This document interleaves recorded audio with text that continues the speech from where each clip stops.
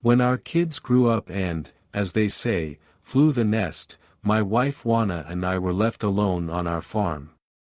Our sons went to the city to study, then got jobs, started families, and became completely independent. They even helped us out when we decided to become farmers. We were still quite young and full of energy. Our small farm was located near the village, in a very beautiful place, almost completely surrounded by forest.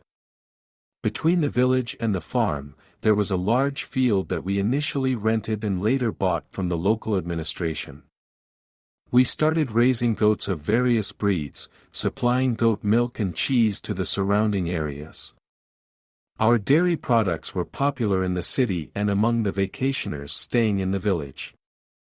I often went to fairs, met other farmers, and shared experiences. Farmers from other cities would often ask for the secret behind the delicious taste of our milk and cheese, and we happily shared that there was no secret. We simply loved what we did, loved our animals, and loved the people for whom we tried to make the best and tastiest products. Our products became famous not only in our region but also beyond. We started receiving many orders and needed to expand our production. Our sons helped us get a bank loan, and with that money, we built a new warm barn for the animals, increased the herd, and hired workers in the summer to mow the grass and prepare hay for the winter. Everything was going well until one early morning when something inexplicable happened. When we came for the morning milking, my wife and I found a couple of small milk cans overturned, milk spilled all over the floor, and plastic lids gnawed and discarded. It seemed like the milk had been deliberately poured out. After carefully inspecting the area, we found no signs of anyone breaking into the barn where the milk was stored. This strange scenario repeated for a few more days. My wife and I decided we needed to set up a watch to find out who was causing the trouble on our farm. It was a hot summer, with warm nights, so we could set up a watch under the open sky. I made a hiding spot in a ravine between two bushes, covered the bushes with a camouflage net, and took some water and a bit of food in case I had to stay there all night. I settled in and started waiting. Near dawn, when I was losing vigilance and starting to doze off, I heard some nervous commotion in the goat pen. I became alert. Suddenly, two yellow dots appeared from the pre-dawn shadows near the forest, moving towards the barn where the evening's milk was stored. In the light of the lantern, a lynx appeared.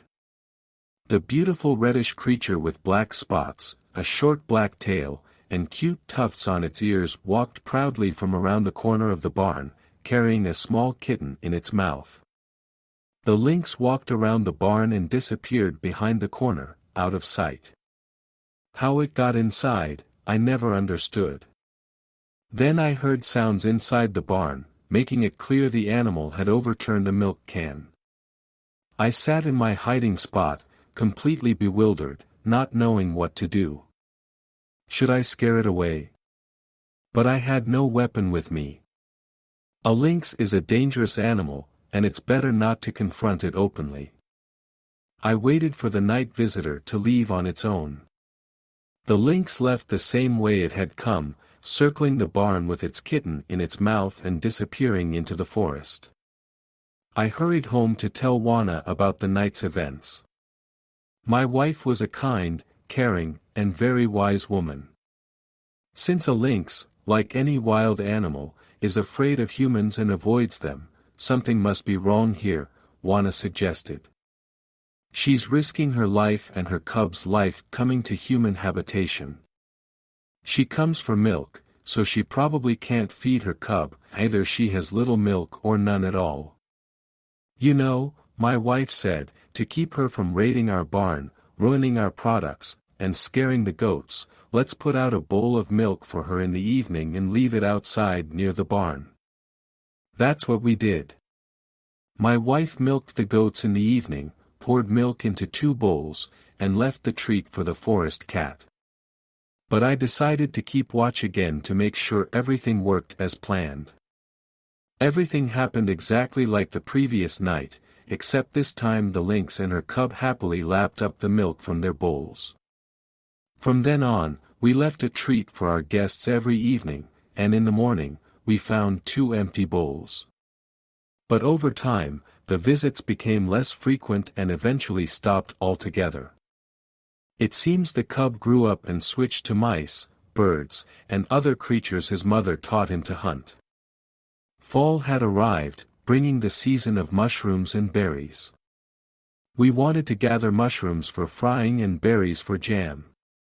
My wife started going to the forest early in the mornings, as she knew all the best spots for mushrooms and berries. That morning, she told me she would be heading to a distant clearing. She left very early, but when she didn't return at the expected time, I got worried. I felt a jolt in my heart, sensing something had happened to her. There was no time to run to the village for help, I had always relied on myself. I quickly packed some food, water, a knife, an axe, and a rope, and set off on the familiar route. As I walked along the road that led deeper into the forest towards that clearing, I noticed tire tracks. This surprised me, strangers were rare in our remote area. These thoughts only increased my anxiety, and my heart beat even faster. I began calling out for Juana, shouting, whistling, making noise, but there was no response. Every bush and rustle gave me hope, but it was all in vain. Lost in my thoughts, I didn't notice a lynx stepping onto the path. It sat still, unafraid of my approach, as if it was waiting for me. I was taken aback, it was a strange sight. Then I remembered the wild cat with a kitten we had fed some time ago. I realized this was the mother lynx. As I got closer, the lynx turned and walked ahead of me, then stopped and sat, clearly waiting for me to catch up. We walked like this for a few minutes before I understood the lynx was leading me somewhere. I followed it off the familiar path and into the forest. It led me through branches and fallen trees. After some time, it stopped at the edge of a shallow pit overgrown with tall grass and bushes.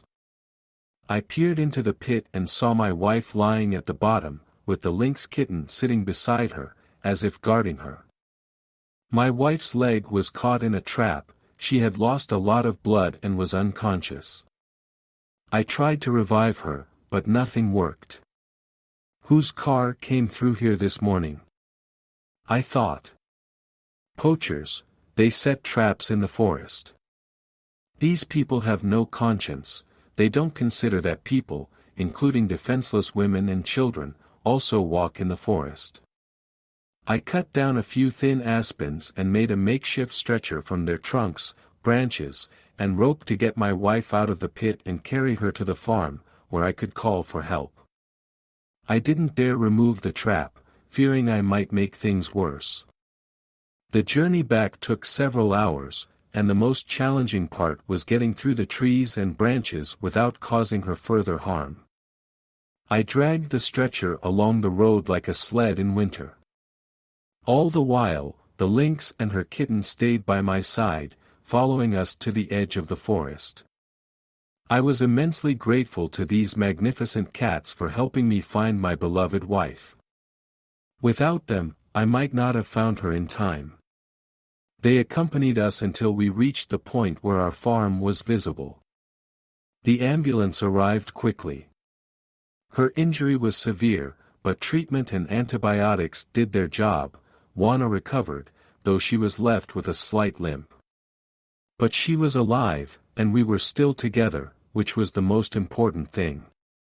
The limp would eventually heal.